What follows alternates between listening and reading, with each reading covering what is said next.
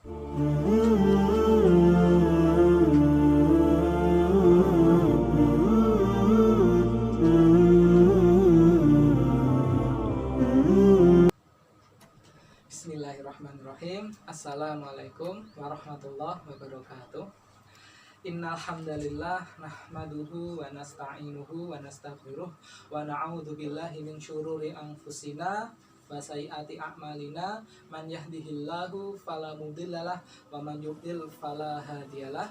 Asyhadu an la ilaha illallah wahdahu la syarikalah wa asyhadu anna Muhammadan abduhu wa rasuluh la nabiyya ba'da. Rabbi shrah li sadri wa yassir li amri wahlul 'uqdatam min lisani yafqahu qawli. Wa sallallahu ala sayyidina Muhammad wa ala alihi wa sahbihi wasallam. Bagaimana kabar anak-anakku semua? Ustaz berdoa semoga kalian semua tetap diridhai Allah dan tetap dalam kondisi yang sehat walafiat. Baik, pada kesempatan kali ini Ustadz Rizky akan memberikan kisah, yaitu kisah dari Nabi Muhammad Sallallahu Alaihi Wasallam. Kisah ini ada dalam kitab yang bernama Kisah Shahih, tulisan dari Syekh Dr. Umar Sulaiman Al-Ashqar. Kisah hari ini adalah kisah yang ke-40. Kisah ini menceritakan tentang perjuangan seorang yang secara fisik lemah, secara fisik dipandang lemah, secara fisik dianggap kecil, tetapi justru Allah memberikan pahala surga buat dia. Nah, siapakah itu? Coba tebak.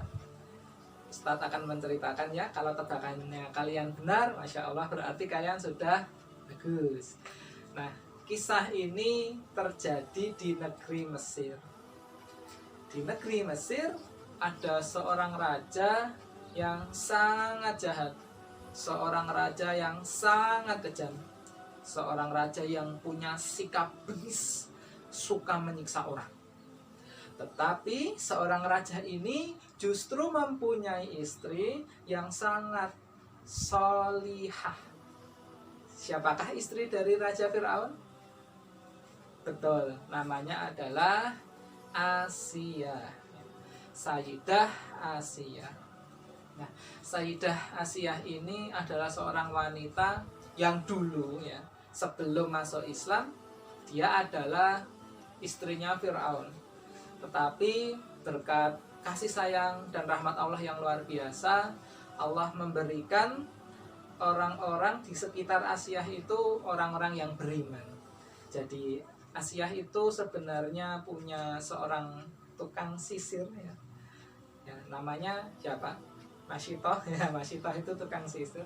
Nah, Masyitoh ini kan termasuk orang yang beriman pada Allah. Dan tidak hanya Masyitoh, sebenarnya ada banyak tapi tidak disebutkan dalam kisah-kisah yang Ustadz biasanya saya ceritakan. Nah, Asia ini dikelilingi oleh orang-orang yang beriman sebenarnya, dan melalui orang yang beriman ini dan melalui Nabi Musa juga, maka Asia ini akhirnya masuk Islam. Tetapi anak-anakku, ada konsekuensi, ada akibat yang harus ditanggung oleh Asia ketika Asia masuk agama Islam. Kita tahu anak-anakku, Fir'aun sangat membenci Nabi Musa. Fir'aun itu ingin sekali menghancurkan Nabi Musa, karena Nabi Musa membawa agama tauhid. Nabi Musa membawa agama Islam, di mana Nabi Musa mengajak Fir'aun untuk menyembah Allah Subhanahu wa Ta'ala. Padahal Fir'aun tidak ingin menyembah Allah. Fir'aun ingin menjadi Tuhan. Bayangkan, suatu sikap yang sangat sombong. Seorang manusia yang lemah mengaku sebagai Tuhan, ya kan? Dalam surat An-Nazi'at diceritakan bahwa Fir'aun mengaku sebagai Tuhan. Fa'ana rabbukumul a'la, bahwa aku adalah Tuhanmu yang paling tinggi. Bagaimana itu sikap Fir'aun seperti itu? Nah, Fir'aun ini selain suka menyiksa, Firaun ini juga suka menindas orang-orang Bani Israel. Nah, maka Firaun tentu saja memerintahkan seluruh keluarganya untuk menyembah dia, termasuk Asiyah.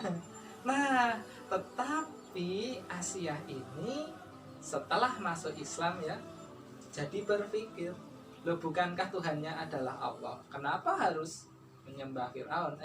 Kenapa harus menyembah Firaun? Dan anak-anakku perlu ketahui, Asiyah ini sebenarnya ya sejak dahulu tidak pernah menyembah Firaun. Dia memang istrinya Firaun, tetapi Asiyah tidak mau kalau disuruh menyembah. Asiyah tidak mau menyembah Firaun, tetapi Firaun ya, karena Asiyah ini adalah istrinya yang sangat cantik, maka Firaun memaafkan asalkan Asiyah tidak menyebarkan agama Islam di masyarakat. Jadi masyarakat itu taunya Asiyah masih beragama masih musyrik ya, tidak menyembah Allah. Padahal Asiyah waktu itu sudah masuk Islam. Nah, qadarullah dengan hikmah Allah, Fir'aun ini tuh akhirnya tahu bahwa istrinya itu ternyata sudah masuk Islam gitu kan. Nah, karena masalah yang dihadapi Fir'aun ini sangat banyak begitu, termasuk melawan Nabi Musa, dan karena Fir'aun tahu bahwa ini Asiyah ini ternyata pengikutnya Nabi Musa, semakin marahlah Fir'aun pada Asiyah. Kita tahu ya dalam kisah-kisah Nabi Musa, pertempuran yang sangat panjang dialami oleh Fir'aun melawan Nabi Musa. Bahkan sampai Fir'aun itu mendapatkan 5 azab. Maka Fir'aun ini ingin istrinya ini segera keluar dari agama Islamnya. Tidak boleh mengikuti Nabi Musa, tidak boleh. Nah, tetapi Asiyah mengatakan dia tidak mau mengikuti Fir'aun. Ya, dia ingin mengikuti Nabi Musa untuk menyembah Allah Subhanahu wa Ta'ala. Maka akhirnya Fir'aun memaksa istrinya yang bernama siapa tadi? Sayyidah Asiyah untuk keluar dari agama Islam. Tetapi Asiyah tidak mau. Asiyah tetap teguh memegang agama Allah. Maka akhirnya penyiksaan pun dilakukan oleh Fir'aun. Begitu kejam, begitu tega Fir'aun ini menyiksa istrinya sendiri. Maka anak-anakku, apakah kalian tahu siksaan macam apa yang diberikan oleh suami kejam ini kepada istrinya sendiri? Dalam sebuah hadis sahih ceritakan bahwa Asiyah, mohon maaf, tangannya sampai dipaku oleh suaminya sendiri. Tangan Sayyidah Asiyah sampai dipaku oleh Fir'aun. Dan mungkin kalian tahu ya, paku waktu itu mungkin lebih besar. Dan Ustadz hari ini membawa sebuah paku yang ini, paku ini sangat besar ya. Kalian bisa lihat, paku ini sangat besar sekali. Dan jika ini digunakan untuk menyiksa Asiyah, tentu ini adalah perbuatan yang sangat-sangat kejam. Bayangkan, sebuah tangan seorang wanita, tangan seorang ibu yang membesarkan seorang nabi bersama Nabi Musa, oleh Fir'aun tangan ini dipaku. Rasanya sangat luar biasa, sakit sekali. Dan yang dipaku bukan hanya tangan kiri dan tangan kanan, tapi juga kaki. Ada 4 paku yang digunakan untuk memaku wanita yang mulia ini. Bahkan tidak hanya itu, Fir'aun menyiksa dengan hal yang lebih kejam lagi, yaitu dengan memukulkan sebuah batu besar ke tubuh dari Bunda Sayyidah Asiyah. Penyiksaan yang sangat kejam. Dan sebelum mengakhiri hidup dari istrinya itu, Fir'aun menawarkan kepada Asiyah, "Wahai Asiyah, kalau engkau keluar dari agama Islam, engkau aku bebaskan, engkau tidak akan aku siksa." Tapi anak-anakku, apakah kalian tahu? Sayyidah Asiyah ini mengikuti Fir'aun atau tetap berpegang kepada agama Islam? Maka dengarkanlah anak-anakku bagaimana jawaban Ratu Asiyah ketika diancam seperti itu. Maka Ratu Asiyah ini, jawaban ini diabadikan dalam sebuah surat di dalam Al-Quran di juz 28 surat nomor 66 surat At-Tahrim ayat 11. Di situ diceritakan Iqala Rabbi banili indaka baitang fil jannah wa najini min fir'auna wa amalihi wa najini minal qaumi zalimin. Ya Allah, buatkanlah aku sebuah rumah di sampingmu dan lindungi aku dari perbuatannya Fir'aun dan lindungi aku dari perbuatan orang-orang yang zalim, ya. Kira-kira seperti itu. Maka ketika Fir'aun tahu jawaban Asiyah ternyata tidak mau menyembah Fir'aun, maka Fir'aun segera mengakhiri hidup Asiyah dan akhirnya Sayyidah Asiyah meninggal syahid, dijamin masuk surga. Maka anak-anakku, mari kita ambil hikmah dari kisah ini. Dalam Al-Quran tadi surat At-Tahrim ayat 11 di situ ya dijelaskan bahwa Ratu Asiyah berdoa kepada Allah, ya Allah, buatkanlah aku rumah indaka baitang fil jannah. Jadi Ratu Asiyah meminta pada Allah untuk dibuatkan rumah di sampingnya Allah. Ingat ya, di sampingnya Allah. Jadi bukan surga yang levelnya rendah, bukan surga yang tingkatannya rendah, tapi surga yang tingkatannya sangat tinggi sekali. Itu permintaan dari Ratu Asiyah berdoa kepada Allah Subhanahu wa Ta'ala. Nah, anak-anakku, ulama di sini menjelaskan kenapa Asiyah ingin dibuatkan rumah di surga di sampingnya Allah. Karena selama ini Ratu Sayyidah Asiyah hidup di rumahnya Fir'aun, hidup di rumah orang terkejam di dunia. Maka sebagai gantinya Ratu Asiyah ingin dibuatkan rumah yang sangat nyaman, rumah di surga yang tertinggi, yaitu di sampingnya Allah Subhanahu wa Ta'ala. Nah, maka anak-anakku, ini doa yang pertama ya. Doa yang kedua adalah Ratu Asiyah memohon perlindungan kepada Allah untuk dijauhkan ya dari perbuatan Fir'aun yang kejamnya minta ampun.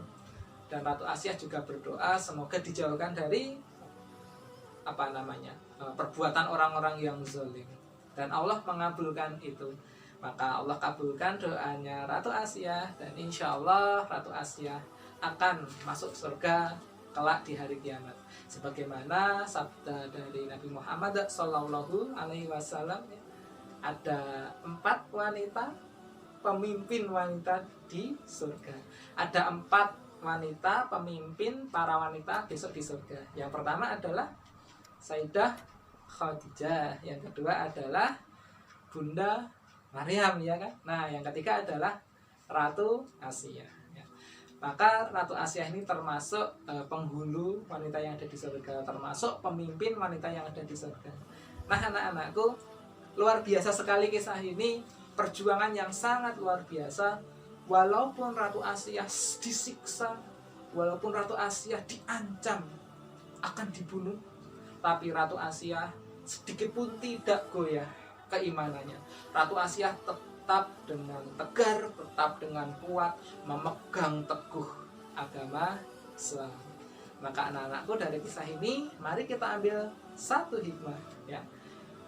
Satu hikmah yang bisa kita ambil, salah satunya adalah kita dalam keadaan apapun kita berdoa kepada Allah, semoga Allah menguatkan iman kita. Nah, itu hikmah yang bisa Ustaz sampaikan untuk kalian.